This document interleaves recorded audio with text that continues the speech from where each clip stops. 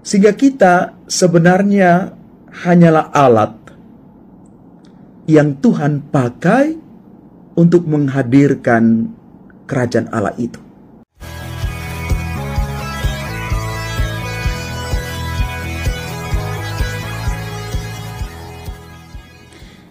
Salam Bapak Ibu, saudara dan saudari, sahabat-sahabat garam dunia yang terkasih.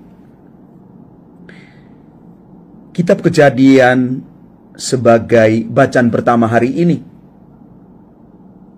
menggambarkan satu refleksi kepada kita semua,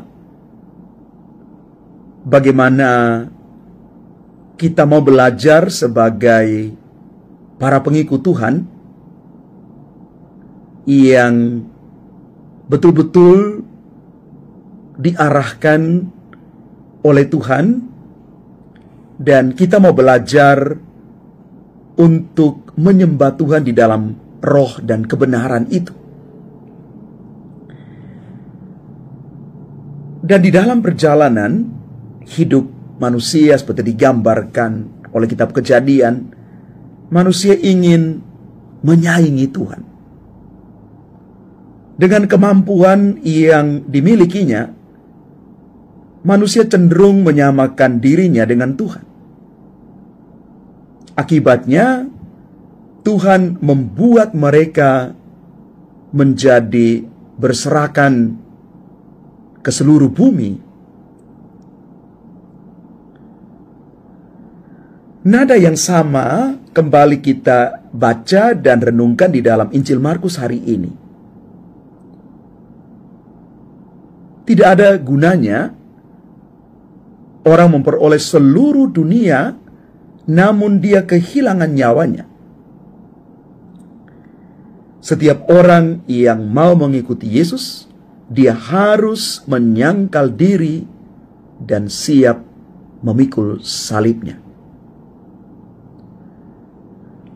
Bapak, Ibu, saudara dan saudari yang terkasih, dari dua bacaan suci ini kita mau masuk di dalam satu refleksi bersama bahwa semua yang kita miliki, entah itu bakat, kemampuan intelektual, uang, harta benda, itu adalah berkat dari Tuhan untuk kita.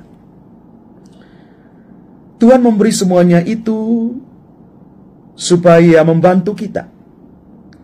Tetapi sebagai orang beriman, hendaknya semua yang sudah Tuhan berikan itu kita gunakan untuk memperluas kerajaan Allah di bumi ini, bukan untuk menjadikan kita sebagai orang yang sombong, orang yang angkuh. Kerajaan Allah sesungguhnya yang mau kita bangun di bumi ini adalah damai sejahtera, sukacita, dan pengampunan itu. Maka ketika kita diajak untuk menjadi pengikut Kristus, sangat dibutuhkan penyangkalan diri agar kita tetap menjadi pribadi yang tetap rendah hati di hadapan Tuhan. Kerendahan hati dan ketaatan inilah yang memampukan kita untuk bisa bertahan dan membangun fondasi iman kita yang benar. Dan dikatakan oleh Santo Petrus Damian, kalau kita mau menghadirkan Tuhan di bumi ini, maka kita perlu ada satu semangat kerendahan hati itu. Sehingga kita sebenarnya hanyalah alat yang Tuhan pakai untuk menghadirkan kerajaan Allah itu. Maka Santo Petrus Damian mengatakan begini untuk kita: semoga Kristus terdengar dalam bahasa kita. Semoga Kristus itu terlihat dalam hidup kita, dan semoga Dia, Kristus, terlihat dalam hati kita.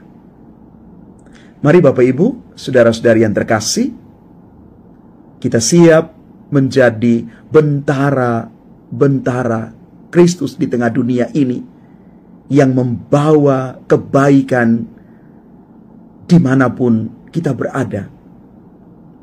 Dan semoga nama Tuhan semakin dimuliakan di dalam setiap karya perutusan kita, dimanapun kita berada. Tuhan memberkati kita sekalian. Amin.